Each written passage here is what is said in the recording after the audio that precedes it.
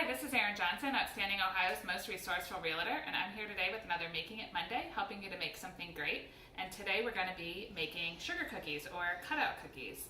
I had a business class project in college to do some kind of business or something, and a friend of mine and I decided we were going to make cutout cookies and sell them on campus. And as part of our project, we investigated what the best recipe would be for the cookies. So we tested out a bunch of different recipes and kind of made up our own, like, okay, is baking soda better than baking powder, and a certain amount of sugar better, whatever. So this is the recipe we came up with.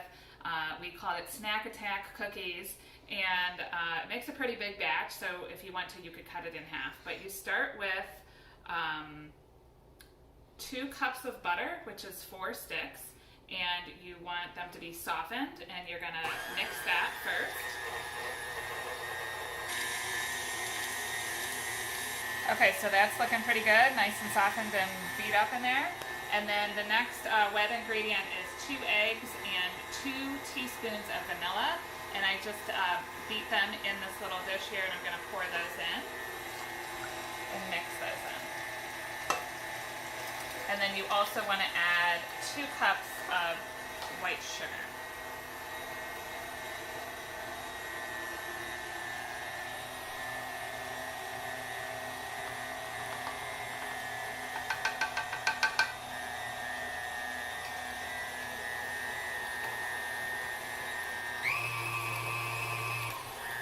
Okay, for the dry ingredients, it is actually 5 cups of flour and 2 teaspoons of baking soda, and I'm just going to mix those in right in the measuring cup here, so I don't have to get out a separate bowl.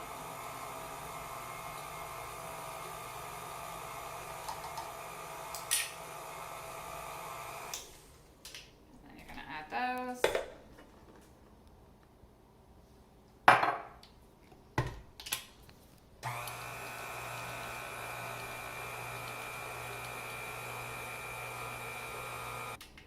Okay, and 2 more cups of flour going in.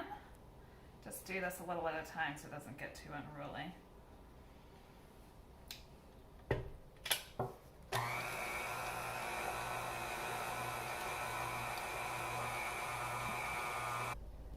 Okay, and then just 1 more cup of flour.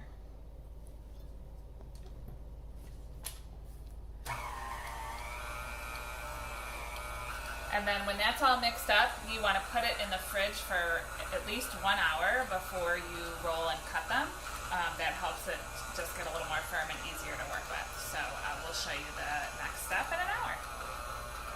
The dough's been in the fridge for actually over an hour. Sometimes it gets a little bit hard if you leave it in too long, so you might have to let it set out a little bit. I did forget to mention that you want to cover it when you put it in the fridge with like a wet paper towel. And then you want a clean, dry surface. You can, if your counter's clean, you can do that, or I like to use the back of a cutting board and generously put flour on that so that the dough doesn't stick to the cutting board.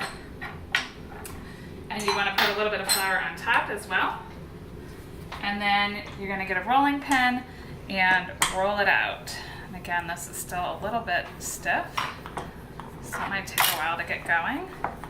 But you want it to be an even thickness, probably, I don't know, maybe 1/8 of an inch thick.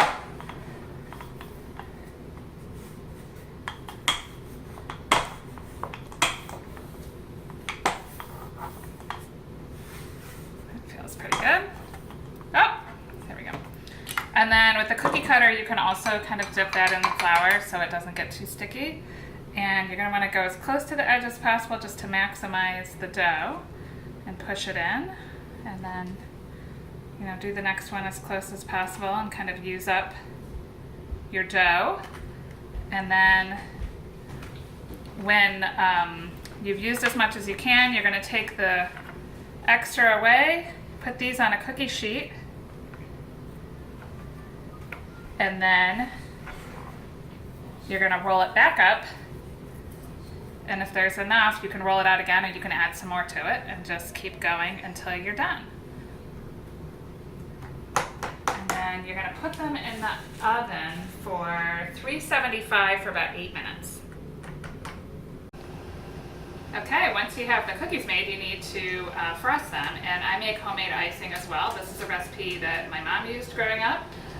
It's just a buttery decorator icing, so it calls for half a cup of butter softened. I just have had that sitting out. And then a quarter cup of solid Crisco. I buy the ones in here, it's easier to measure. Okay, and then it's 4 cups of powdered sugar.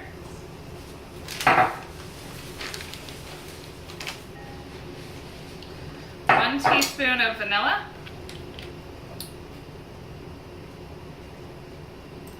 And then you're going to mix that up, and then it's like 2 to 4 tablespoons of milk to get it to the right consistency.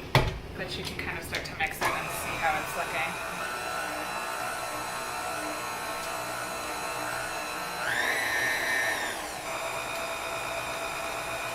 Alright, that's pretty well mixed up, so I'm going to go ahead and just add a few splashes of milk in here.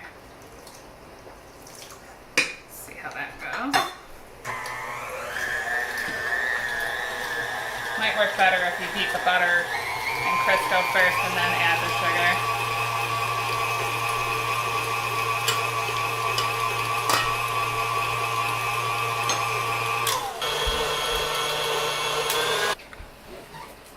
Okay, so there you have it. It's a pretty good consistency, and you can always taste it and make sure you like it.